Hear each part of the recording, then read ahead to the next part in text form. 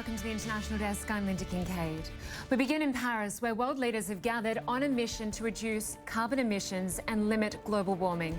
Security is tied for the UN Climate Change Summit. This hour, Microsoft co-founder Bill Gates, US President Barack Obama, French President Francois Hollande and Indian Prime Minister Narendra Modi are due to launch a multi-billion-dollar clean tech initiative. During the next 2 weeks, they'll work through some of these things and find out whether or not the commitments are enough or whether more commitments need to be made.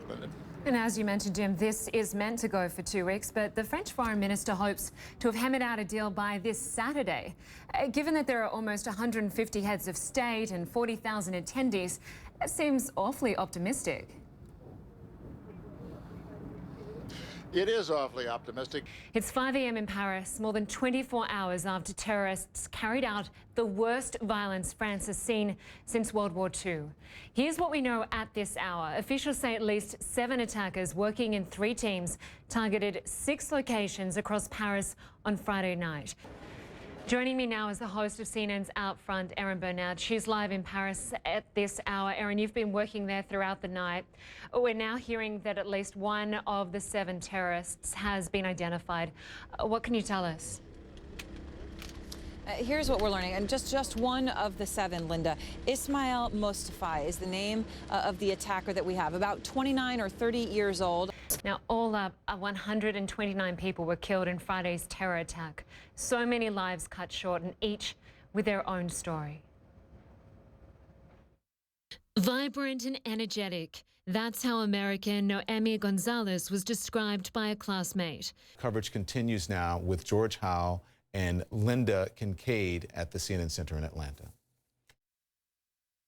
This is CNN Breaking News. Welcome to our viewers here in the United States and around the world. I'm George Howell. And hello, I'm Lynda Kinkade. We continue to follow the breaking news out of the state of Louisiana, a shooting inside a movie theater. It is still a very active crime scene at this hour, a mass shooting that happened around 7:30 local time, 8:30 p.m. Eastern, in the city of Lafayette, Louisiana, which is just west of the city of New Orleans. Police say the shooter is a 58-year-old white male and that he acted alone. Well, back now to our top story, Donald Trump's decision to skip Thursday's Republican presidential debate in Iowa.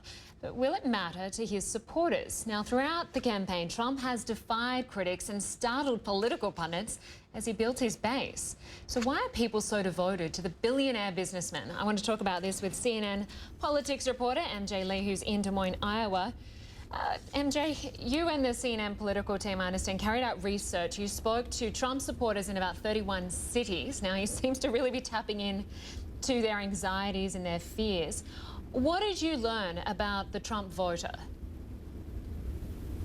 Hey, Linda, that's right. We have spent a lot of time over the last 6 months or so covering Donald Trump, going to his campaign rallies and campaign events. And throughout that time, we have gotten the chance to really get to know Trump supporters and the people who are turning up to his rallies. Yeah, time and time again, Donald Trump makes these outlandish comments and offends someone or offends a group of people. Give us a sense of why he is still so popular. In many ways, Donald Trump is the anti-Obama, and there is a segment, a pretty big segment of the Republican Party that is so fed up with Obama, so fed up with what they see as sort of a passive approach to governing. Welcome back. U.S. President Barack Obama is meeting Democratic presidential candidate Bernie Sanders at the White House today. It's their first such talk since Sanders began gaining ground in the polls on Hillary Clinton. Mr. Obama does not plan to endorse a candidate, though he did praise Clinton as being ready for the job. Polls show Sanders and Clinton are in a very tight race in Iowa. Now, you might expect a 9-year-old to have a meltdown over a boy band or a movie star, but tears of joy over an American presidential candidate?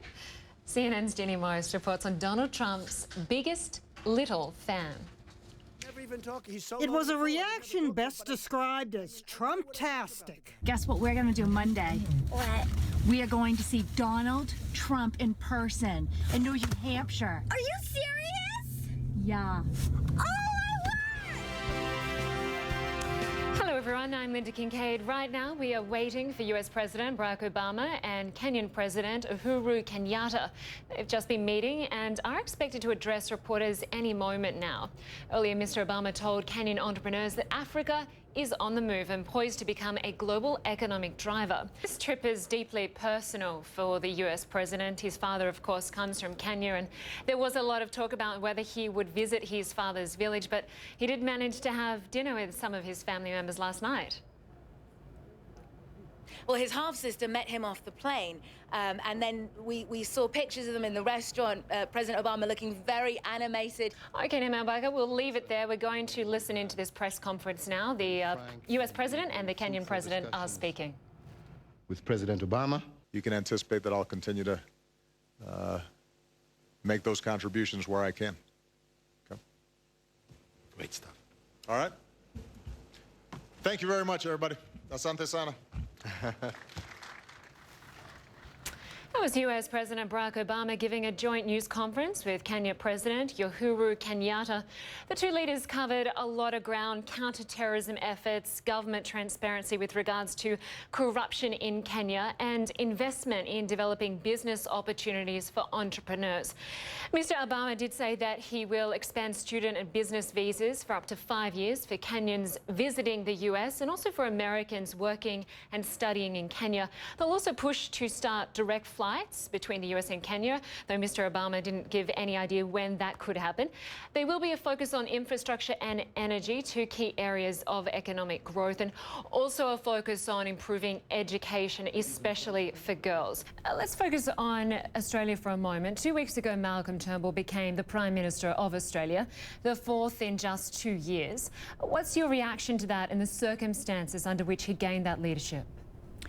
I wished Malcolm Turnbull well. It's always an honour to serve as Prime Minister. I had that very great honour. I know what it feels like in that moment to come to the leadership and all of the challenges that are in front of you. So personally, I do wish him well.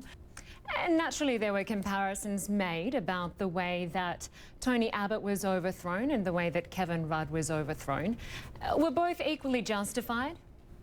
I don't engage in domestic political commentary any longer. You must have an understanding of how Tony Abbott is feeling right now. Oh, look, I think I do have an understanding of how Tony Abbott's feeling right now. It's a very, very difficult thing. You're very bruised and battered. Welcome back. A group of 4 incredibly adventurous women are close to finishing an amazing journey, rowing across the Pacific Ocean. For most people, the idea of 4 women spending 10 months at sea together crammed in a boat sounds crazy. What did you think when you met these women? I felt the same. I'm not an ocean person. I don't row any boats, but when I heard the story of the Coxless crew, I just thought this is such an incredible story of the power of the human spirit, so I wanted to help them tell their story. Well, they're not too far off Cairns, Australia now. I understand they're going to arrive sometime early next week. Yes, next week is the big finish. They're going to officially be the first team of 4 to ever row the Pacific Ocean, so history will be made. Fantastic. Sarah Moshman, thank you so much for joining us.